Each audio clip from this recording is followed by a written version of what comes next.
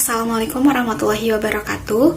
Puji syukur kita panjatkan kehadirat Allah Subhanahu wa taala atas rahmat dan karunia-Nya kita dapat berkumpul dalam pembelajaran hari ini.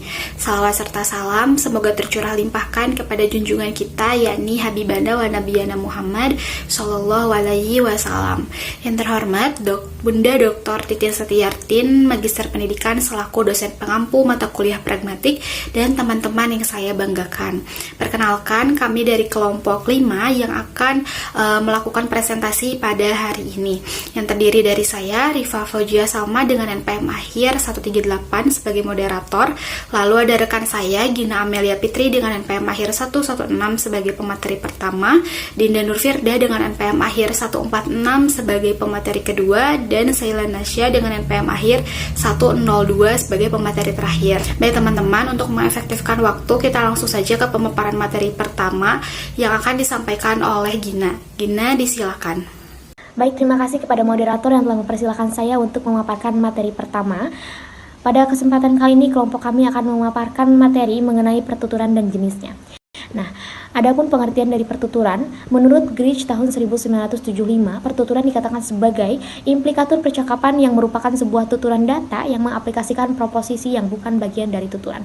Nah, kemudian berkaitan dengan itu, pertuturan juga dapat dikatakan sebagai penggunaan bahasa dalam komunikasi oleh individu dalam berbagai situasi sosial.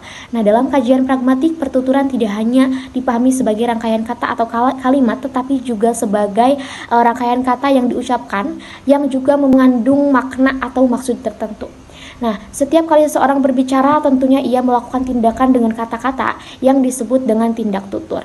Nah, tuturan ini misalnya pada kalimat "Bapak datang, jangan pergi". Nah, pada kalimat tersebut tidak semata-mata dimaksudkan untuk memberitahu bahwa sang ayah udah datang, tetapi juga memberitahu makna yang lain yang lebih mempertegas makna dari kalimat tersebut.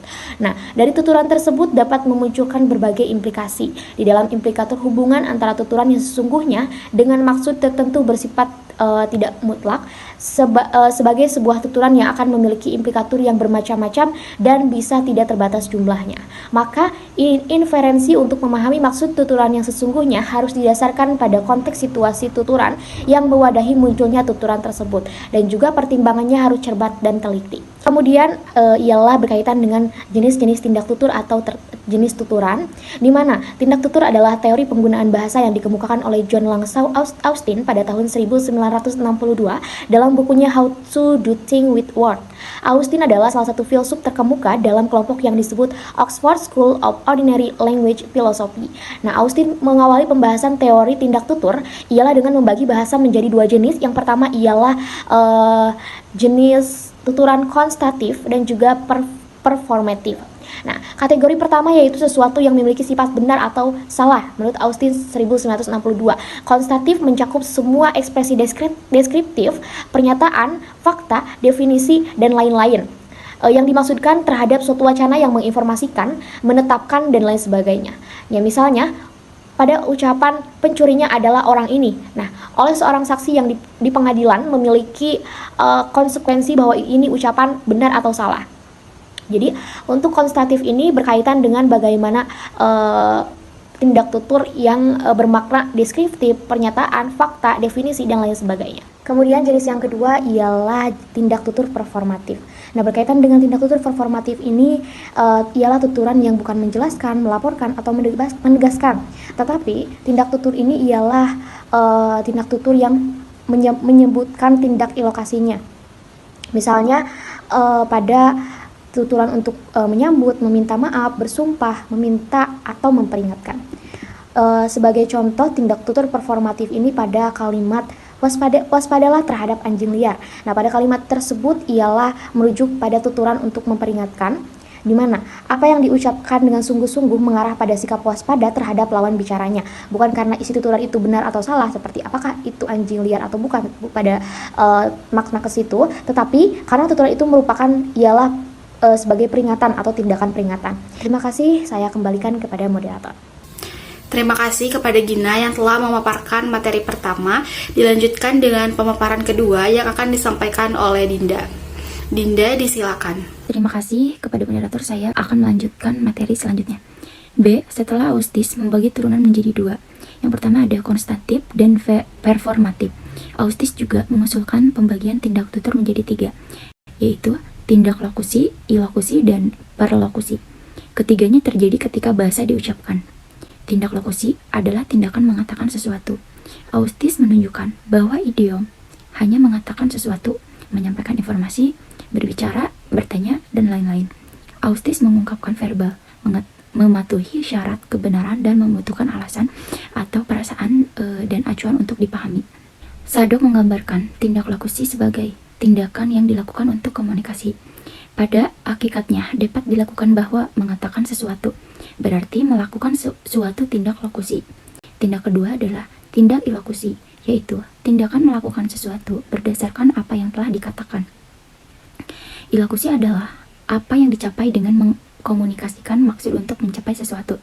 Bahasa dapat mengandung kekuatan tertentu. Melalui bahasa, orang dapat menciptakan sesuatu yang baru, membuat orang melakukan sesuatu, mengubah situasi, dan lain-lain. Contohnya, saya menikah. Seperti yang dikatakan, sesuatu yang baru telah menciptakan bahwa sejak saat itu, pasangan yang menikah secara sah dapat menjadi suami istri dan hidup bersama untuk memiliki keluarga dan keturunan. Dalam teori tindak tutur, istilah tindak ilokusi mengacu pada penggunaan bahasa untuk menyatakan suatu sikap dengan fungsi atau kekuatan tertentu yang disebut daya ilokasi. Dalam bahasa sederhana, daya ilokusi adalah maksud atau maksud penutur. Beberapa contoh daya ilokasi yang dimaksud adalah menegaskan, memerintahkan, menjanjikan, memaafkan, atau menembak, dan lain-lain. Jenis tindak tutur yang terakhir adalah perlokusi, yaitu tindakan atau keadaan pikiran yang disebabkan oleh atau sebagai akibat dari mengatakan sesuatu. Tindak perlokusi lebih alami, tidak diatur oleh konvensi dan tidak dapat dikonfirmasi dengan menanyakan apa yang dikatakan perlokusi, yaitu membujuk, menghasut, mengganggu, dan sebagainya. Terima kasih, saya kembalikan kepada moderator. Terima kasih Dinda atas pemaparan materi kedua. Dilanjutkan dengan pemaparan materi terakhir yang akan disampaikan oleh Syaila. Syaila, disilakan. Baik, terima kasih kepada moderator yang telah mempersilahkan saya melanjutkan materi selanjutnya, yaitu C. Kategorisasi Austin. Kategorisasi Austin kemudian dikembangkan oleh muridnya Charles dengan alasan bahwa itu hanya didasarkan pada leksikografi dan bahwa batas-batasnya ada 5, kategorisasi kurang jelas dan tumpang tindih. Namun demikian batas-batasnya harus jelas sehingga orang dapat lebih mudah mengidentifikasi tindakan ilokusi. Charles kemudian melakukan kategorisasi baru, yaitu ada 5. Yang pertama ada asertif, yaitu tuturan mengaitkan tutur dengan kebenaran kalimat yang diucapkan seperti pertanyaan, sindiran, bualan, keluhan, dan tuduhan. Yang kedua ada instruksi wacana yang tujuannya agar lawan bicara mudah bertindak sesuai dengan wacana, misalnya memerintah, memerintahkan, bertanya, menasihati, dan merekomendasikan. Yang ketiga ada komisi, yaitu tindakan yang menuntut penutur untuk berkomitmen melakukan sesuatu di masa depan. Contohnya adalah berjanji, mengutuk, menolak, dan mengancam atau menganugerahkan. Yang keempat ada ekspresif, yaitu sikap dan perasaan terhadap sesuatu, reaksi terhadap sikap dan tindakan orang. Contoh, ucapan selamat, ucapan terima kasih, penyesalan, permintaan maaf, salam, dan terima kasih. Yang kelima ada deklaratif, ilokusi, yang menyebabkan perubahan atau kesesuaian antara kalimat dengan kenyataan. Beberapa contohnya adalah pembaptisan, kebakaran janji, dan hukuman. Jenis tindak tutur menurut Char dan Agustina. Yang pertama ada tindak tutur deklaratif, tuturan yang isinya hanya meminta tutur untuk memperhatikan dan tindak untuk melakukan hal apapun karena sifatnya hanya memberikan informasi. Yang kedua, tindak tutur interrogatif, tuturan yang berisi meminta agar mitra tutur memberikan jawaban. Yang ketiga ada tindak tutur imperatif, tuturan yang biasanya isinya memancing mitra tutur agar memberi tanggapan berupa tindakan atau perbuatan yang diminta. Menurut Joh, The Art of Saying Something adalah tindak tutur berupa kata, frasa, dan kalimat yang memiliki makna struktural atau sesuai dengan makna yang dikandung kata, frase, dan kalimat. Yang selanjutnya, tutur illocutioner.